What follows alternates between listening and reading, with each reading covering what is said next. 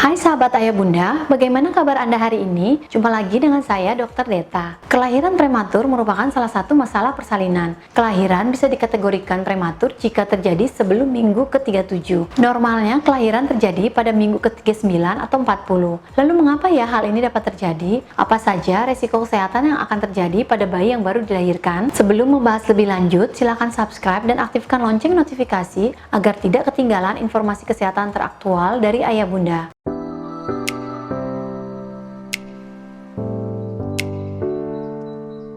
Kelahiran prematur bisa menyebabkan masalah kesehatan yang cukup serius pada bayi. Hal ini karena bayi lebih dahulu terlahir di saat waktu yang cukup penting untuk perkembangan. Minggu-minggu terakhir dalam rahim merupakan hal yang penting. Ini bisa membantu meningkatkan berat badan bayi serta mengembangkan berbagai organ vital pada tubuh.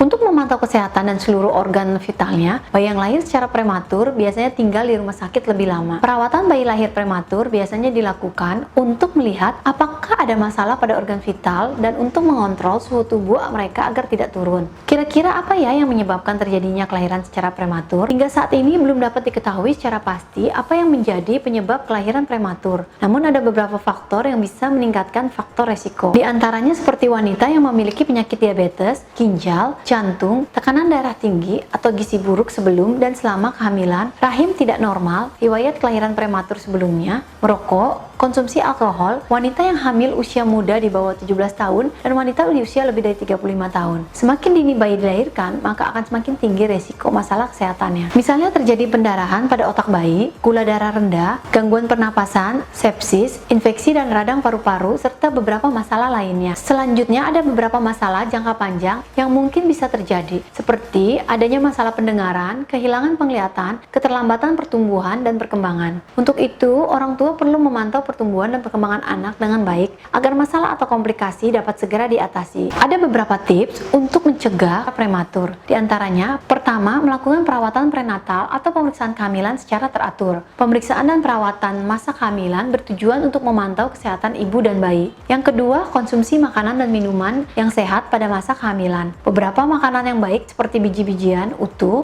protein tanpa lemak, sayur dan buah-buahan, suplemen, hingga asam folat. Pastikan untuk mengonsumsi air putih yang cukup setiap hari. Anda juga bisa melakukan olahraga atau senam hamil dengan mengikuti kelas hamil. Itulah penjelasan mengenai kelahiran prematur. Saya Dr. Deta, sampai jumpa di video lainnya.